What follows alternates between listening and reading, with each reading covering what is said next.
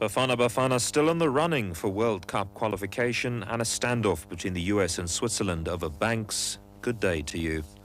Ethiopian soccer officials have admitted that they fielded an ineligible player in a World Cup qualifier against Botswana and say they will not appeal any FIFA disciplinary rulings made against them. Ethiopia's Football Association has told news agency Reuters that they fielded the player by mistake. Ethiopia are now almost certain to be docked 3 points, meaning South Africa will get a reprieve and still stand an outside chance of qualifying for the 2014 World Cup in Brazil. Stephen Kirker will have more in his sports update later in the show.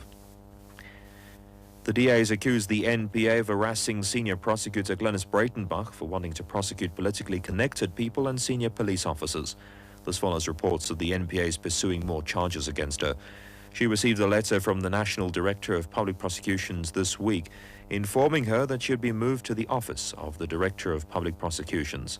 The NPA earlier filed an application with the Labour Court to review the outcome of a disciplinary hearing which cleared Breitenbach of all charges against her.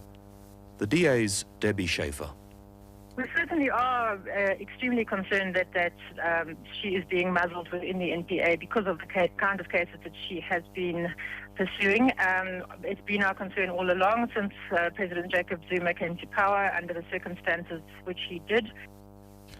Crime Intelligence head Richard Mludli remains on suspension with full pay. He was suspended after he was charged with the murder of Oporo Mogibe. He was shot and killed in Vosloorus on Gauteng's East Rand in 2008 in what's believed to be a love triangle. It was initially reported that Mludli was involved with Mogibe's wife. The case against him and his co-accused have since been dropped, and later an inquest also cleared him. Edwin Nsidi reports.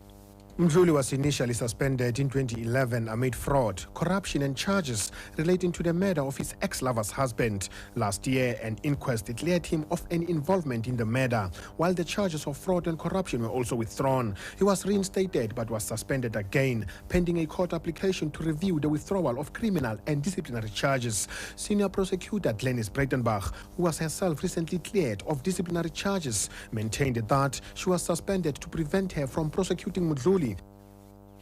The National Credit Regulator says there's been an alarming increase in the levels of impairment. The regulators encourage consumers to monitor their credit health and to approach credit providers and debt counselors for assistance. Consumers classified in good standing have decreased by 76,000 to just over 10 million, while the number of consumers with impaired records has increased by 189,000 to 9.5 million. This represents 47.5% of the number of credit-active consumers. 3 suspects believed to be part of a syndicate known as the Bread Mafia have been arrested in Johannesburg. The 3 were apparently part of a group of men involved in a bloody shootout with police during a foiled robbery of a Pakistani-owned bakery in Omonde, south of Johannesburg. 3 suspects were shot dead during the incident. Hawk spokesperson Paul Maloko. Today we managed to secure 7 warrants of arrest against those who we have evidence against them that they've been involved in the attempted murder. Members of the lower house of parliament in Switzerland have thrown the country into a political crisis after dismissing a bill which would have allowed Swiss banks to disclose client information to tax authorities in the US. The US has insisted the bill is approved by July 1st or it'll take action against Swiss banks.